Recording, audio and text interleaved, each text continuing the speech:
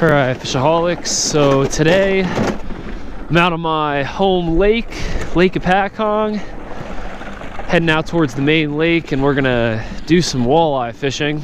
My expectations are really low, so we're gonna keep our anticipation very low, and if we can get one or two walleye before that sun gets down below those trees and mountains, and before it gets dark, we'll be doing good. Today it's 15 degrees, and 2 days ago it was 60 degrees, and it looks like we still have about, maybe like 5 to 6, maybe 7 to 8 inches of ice. We had about a foot of ice before we had a little bit of a warm spell and a lot of rain about 2 days ago. So it took off all the snow on the lake, which is kind of cool. So we have just clear ice all across the lake. Pretty cool. I'm gonna use my portable GPS here to put myself on the spot. And we're gonna try and fish like this underwater island out here. Basically just a big rock pile that the walleye like to hang out on.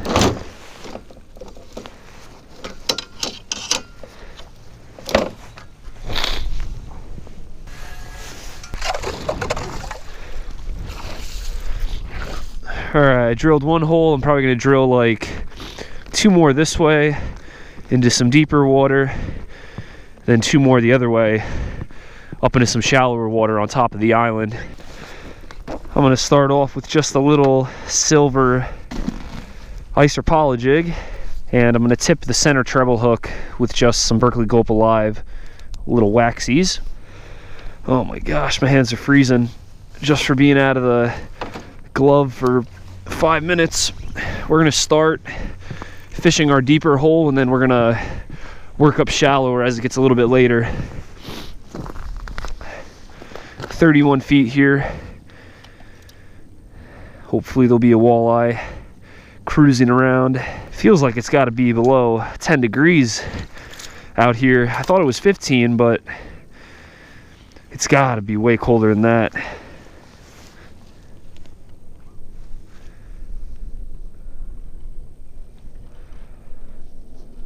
Nice slow little jigs. Hopefully that'll be enough. These walleye always are very finicky. That's why I'll be like ecstatic if we catch 1 or 2 fish. I fished out here in the main lake many times and put in many hours during the ice fishing season, and it just never seems like the walleye fishing out here through the ice can ever be like really productive. I've brought my underwater camera out here like many times, and I would use bait, I would use every type of jig I had in my arsenal, and like 90% of the time the walleye will just swim up to your bait. They'll look at it for like, minutes, like 5 minutes even, and then they'll just back away slowly and swim away. But right before dark or early in the morning obviously is always the best time.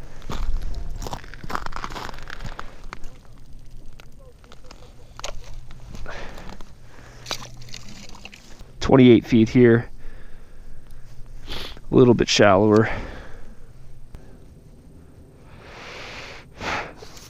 Oh, fish on. We got a fish on here. No way. Feels heavier than a panfish too. Oh yeah. Oh yeah, man. We got a walleye. Woo! We got one. Heck yeah, man. We got a little walleye, finally. I think it's been about 4 trips out here on the ice this season. All of them have been skunks for walleye. I tried here twice and twice at Swartzwood. Saw them on my TV, but wasn't able to connect with them. So finally, today we got one. Not a giant, but better than nothing, Heck yeah, man. Got him on just a little ice or poly jig. We're gonna see how long he is. 17 inches, so he's actually an inch short of a keeper. So we're gonna have to get him back and on his way.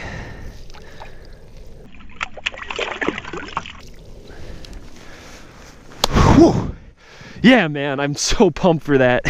When you least expect it, you actually get one. You know, not a big one, but we'll take it. 5th trip's the charm to get a walleye in Jersey sometimes. I mean, granted, I haven't been putting like all day efforts in though. I think like my first 3 tries, I was at Swartzwood, then Swartzwood, and I fished, you know, like 5-6 hours, caught a bunch of panfish, but no walleye. And then, you know, my next time I came here, you know, only fished like 3-4 hours, caught a bunch of panfish, but, you know, didn't connect with a walleye. And, you know, today I was only putting in really so far about 30 minutes, and we connected with a decent little walleye, 17-incher. One more inch and it would have been a keeper. Oh, it is so cold out here. My hands are freezing after touching that walleye. They got all slimed up. You know, I don't know if you guys know, I mean, you do know if you've ice fished a lot, that it's so like discouraging coming out here and freezing your butt off for hours on end and not catching a walleye, where it's so much easier just to like go to like some other lakes that I know and catch, you know, largemouth, pickerel, panfish, just because the action is more consistent. And today I actually was doubting myself whether or not I was going to come here and get anything. There's another one. No way. No freaking way, man. Another fish. And this one's heavier.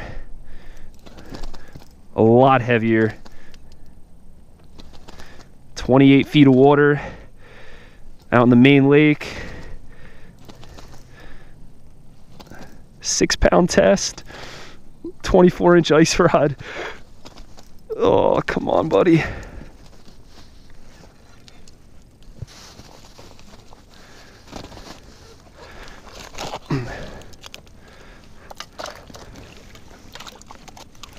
Oh man, that's a fat one. Yeah, that's a definite keeper right there.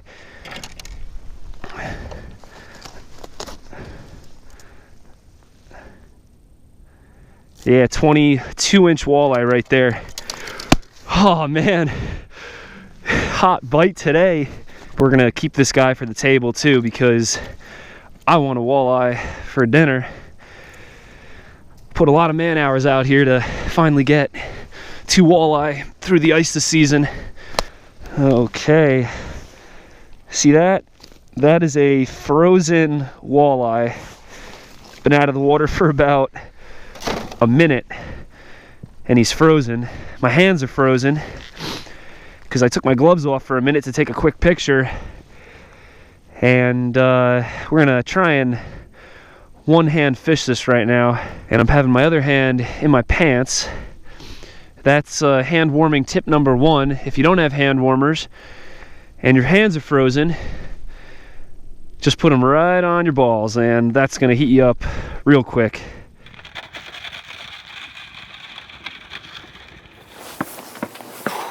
Okay, so we're back at the house with the wall-icicle, and it's about 10 degrees out now, so we're gonna thaw this baby out and hopefully flare her up and get her in the fryer.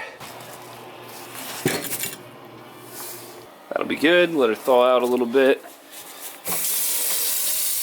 Cold water. You wanna come in, Cheryl? Okay, so this right here is kind of like my makeshift office while I'm home in Jersey, and it's kind of a mess. You know, I got my computer set up, all my charging cables. That mess right there is all my sister. You could blame her and a little bit of my mom. For the most part, I try and keep my little section here somewhat clean. And that walleye will probably be thawed out in about like 15-20 minutes.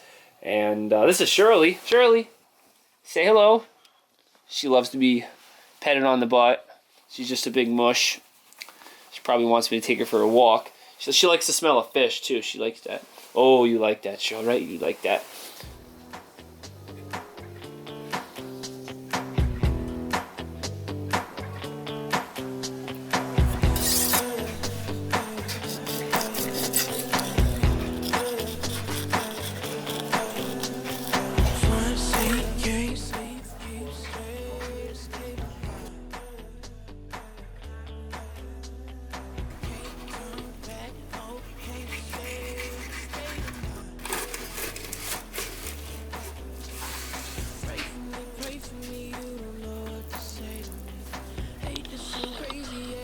Okay guys, so we got 2 nice fillets, and by no means did I plan on making a catch and cook tonight.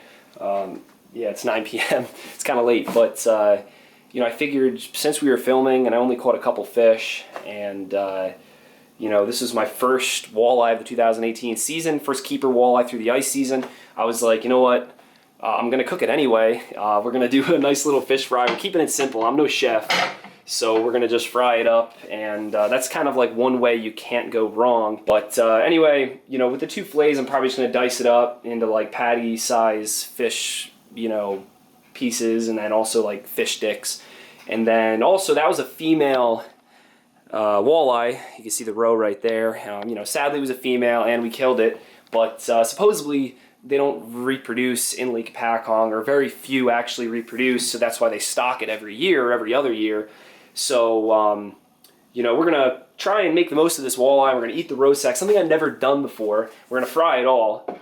But, you know, I actually have customers that come on the boat that I work out in Montauk, and they always take the striped bass roe and the bluefish roe, and they're always like, oh, this is so good, you got to try it, you got to try it. And I'm, you know, I like fish, I love fish, but like fish head soup is, you know, and the roe is here. So I guess we'll start with the roe, and, you know, maybe one day, you know, if one of you guys want to come fishing with me and catch a fish and we'll make fish head soup, we could do that. But we're gonna start with the roe. All right, so we're washed off, diced up, ready to go.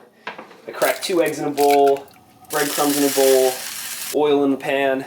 We're ready to go. Just gotta give some scraps to Mr. Tubby here. Mr. Tub, do you like walleye? He's a very old cat. Let's see if he eats the walleye. He loves bluefish. I mean, well, he's named Tubby for a reason. He loves anything, really.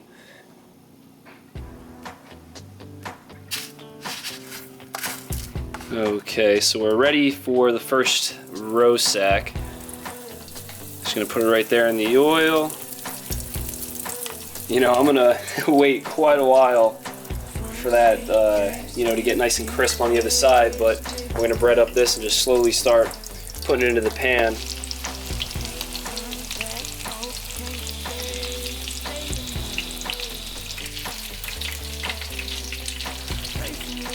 Alright, fish is served. Look at that. Fried perfection. Fish is ready! No one's probably coming, but we're gonna enjoy ourselves here. We got 2 cute dates. We got Tubby, and we got Shirley. And my sister's upstairs, so we're gonna see if she can come down. Melanie! Want to try some fish? Because I need a non-fishing influence. She doesn't want to taste it. Or she wants just me to be the taste tester. Come on, I think you'll like it. I did it a little different. I'm missing one key thing. I gotta get my special sauce. I'm really keeping it low-key and simple tonight, so we're just gonna eat fish. You know, maybe I'll make something extra a little bit later, but I'm starving. And this little sauce right here, sweet Thai chili sauce, is absolutely amazing with, I don't know, fish, chicken, and I love it with fish. It just gives it a little bit of a more like spicy like kick to it. Sometimes it can be like really, really hot. Like if you're not used to hot stuff, you might need a glass of water or some milk or something. But yeah, let's dig in. Melanie, come on down. Hopefully we can get Melanie down to try some of the fish, the roe, and you know, see how it tastes. But yeah, so you know, regular piece of fish. You know, amazing. Now the roe. Okay, so that's like what it comes out like on the inside. And, you know, I fried it pretty good. It's got a nice goldeny crust to it. It's probably going to be really crunchy. I want to use this with it first, but we'll try it just without any kind of sauce on it. It's not bad, but it's weird. When you bite into a piece of fish, you have a little more there. The eggs kind of just like collapse. It's kind of like just an outery, like really crusty shell. This will be like amazing with a Thai chili sauce probably.